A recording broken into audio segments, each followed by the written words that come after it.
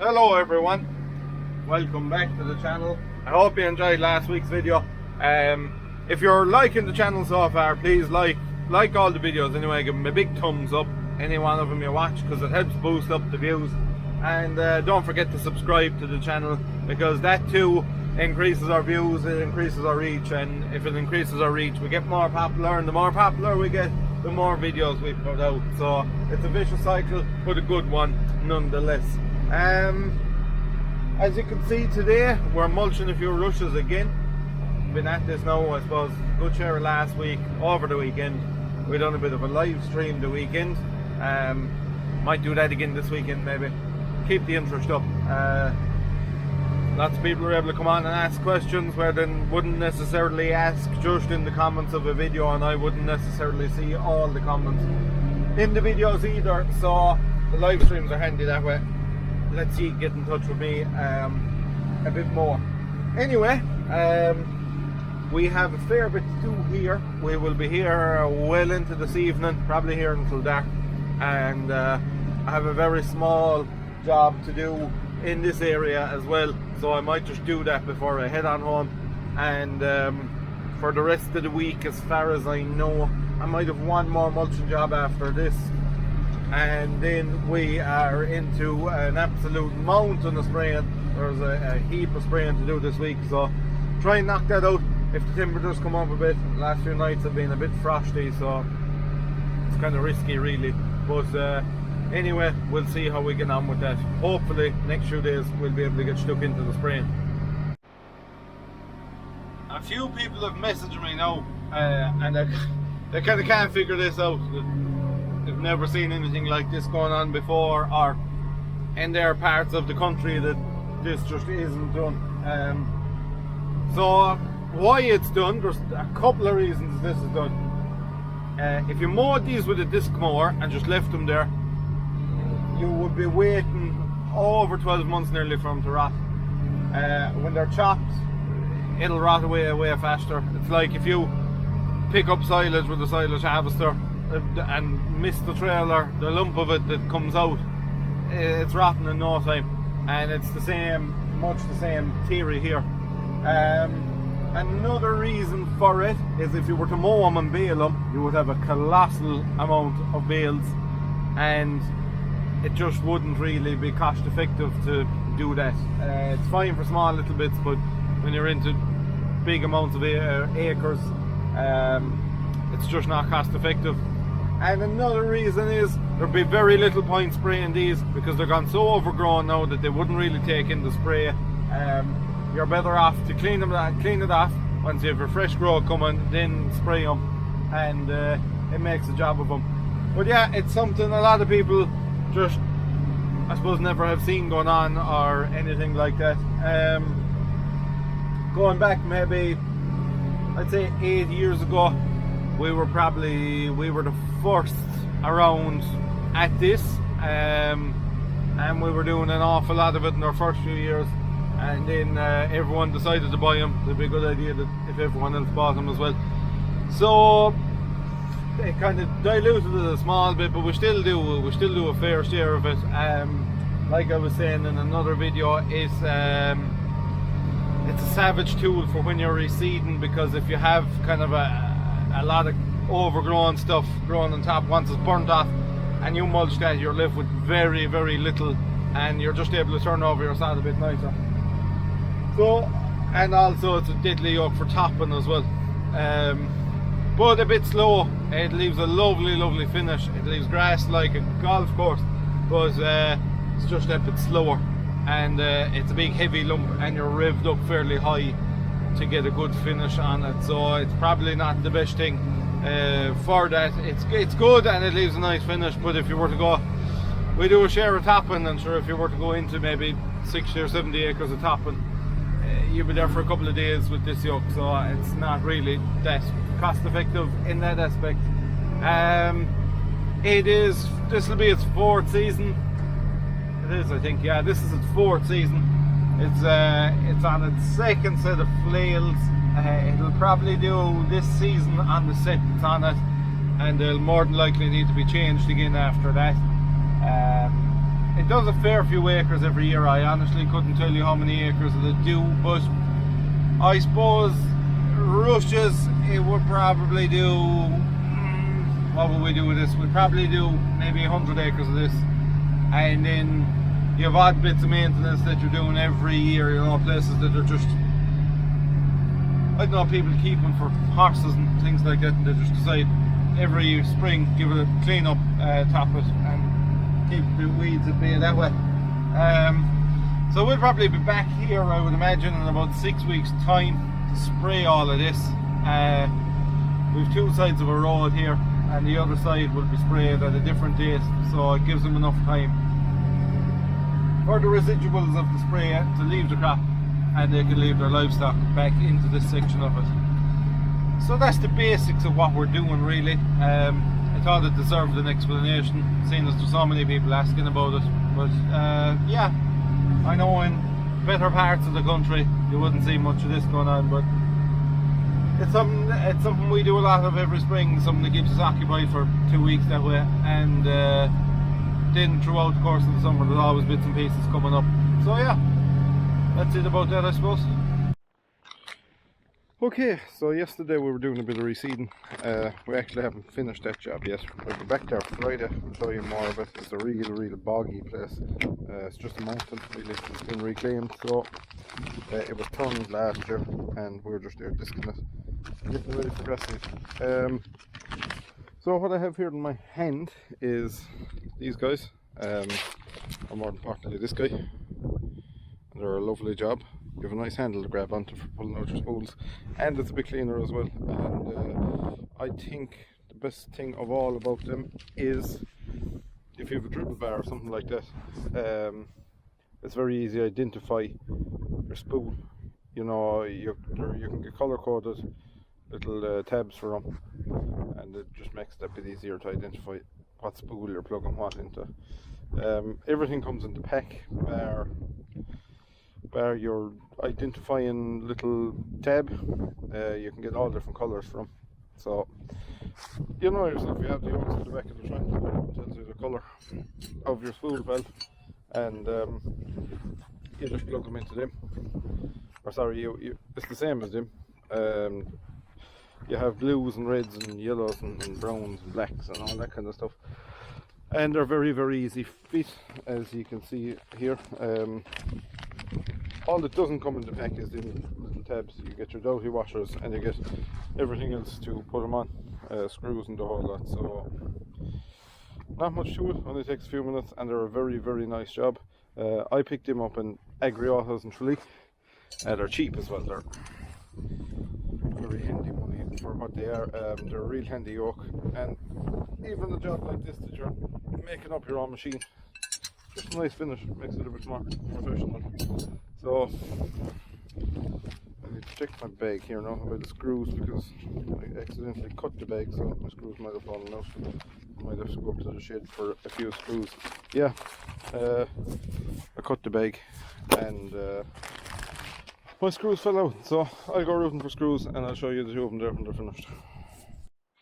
So there you have it. Like I was saying, you have your plus and your minus, so you know what your hose is going. You also know what colour spool valve you're plugging it into.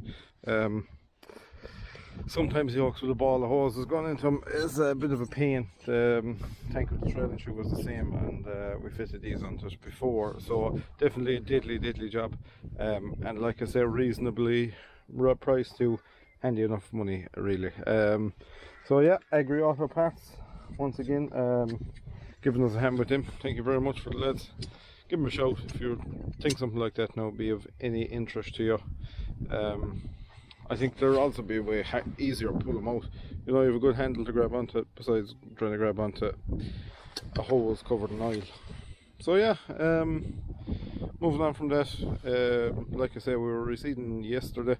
We'll be reseeding again in the morning. We'll be disking and we'll be land leveling and rolling and putting out the seed with the power harrow. So I'll show you all of that going on. We might stick up the drone even and get a bit of footage of it. But basically for this evening now, just getting everything ready for the morning and be ready to go. So I'll chat to you then. Well, as you can see, we're doing a bit of tilling. I'm rolling the ploughing, obviously enough, and that's just firming it up a bit nicer for him, going over the discing, and it's breaking the clods a small bit, and it's a good heavy roller, and it's doing a fantastic job. So what we'll do is we'll do the whole field, and that'll be giving the stuff that's already disked a chance to dry.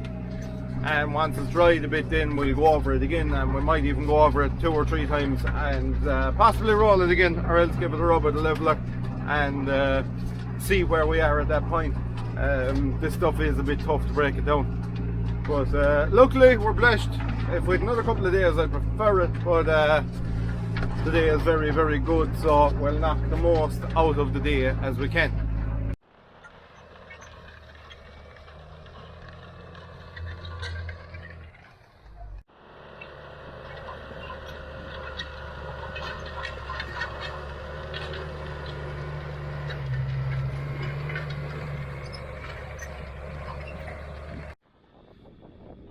Okay, so we're more or less ready for grass seed now. He's just giving it one run across it, and then we'll seed it up and down the way we'll be working it. Should make it very, very smooth, hopefully. And once he starts seeding, I'll start rolling. Hopefully we'll get it done before it gets too dark, because sometimes it's very, very hard to see where you're going or where you've been with when you're seeding at night, you know. It's very hard to tell your runs. Might be a bit easier when we went the other way, but we'll see how we get on. I gave it a couple of runs at the leveler just to kind of break up the lash a bit with the tines down, which would bring up a few stones, but thankfully not too bad. The odd one here and there, but nothing too serious. Majority of them roll in anyway. So what I'm going to do now is, while I'm waiting for him, I've the grass seed got and everything, and I'm just going to fly the drone around and we'll give a look at him power harrow on.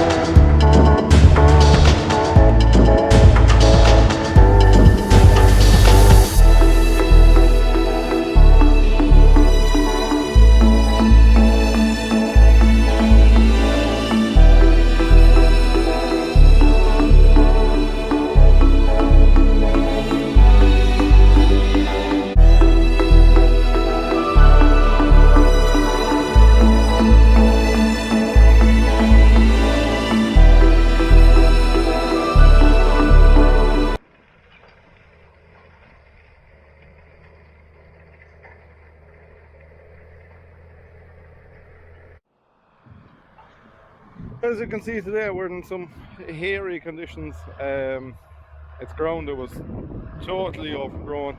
As you can see, we're surrounded by forestry. This was all just kind of mounted to the ground really, and it was all turned with a digger. So what we're doing is basically we're disking all the stuff that was turned. Hold on a second now, I'll let the CVX pass.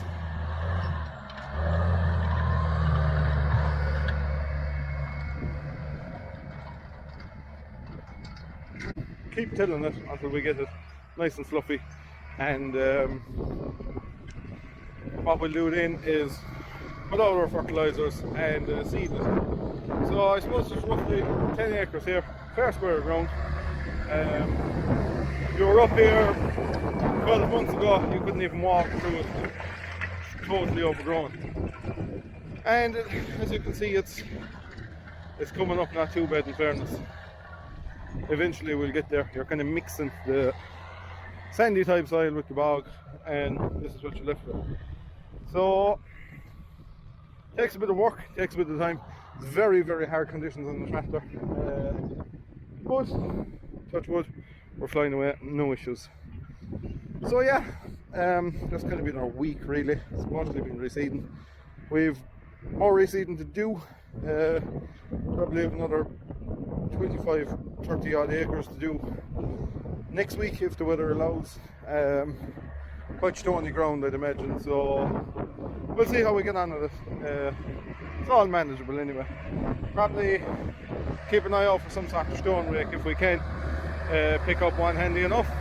It'd be great just for basically swapping the stones into one area. So that's pretty much from me this week. I have a few repairs to do over the weekend and stuff like that, so I might let you know on all of what's going on, but other than that really there's not too much exciting happening. I never showed you our new purchase. I mentioned it last week, but I actually forgot about it. We didn't use it. I thought we'd be using it this week, but probably next week if the weather allows. Still a wet enough place to spread with the pipes, so it'll be them we'll be using it. And what it is a lagoon mixer, and it's a very, very big lagoon mixer. So I might look, if I get home early enough this evening, I'll show you a bit of that. Nice machine, very, very happy with it. But like that, it's nothing huge or nothing really exciting, but I've never used one before. So anyone that's used the lagoon mixer, give us a few tips in the comments. Let us know how you get on with them. It's a cross lagoon mixer, and I think it's a 25-foot one. So yeah, that's it from me. Bar that, we go looking at the lagoon mixer, but let me know what you think.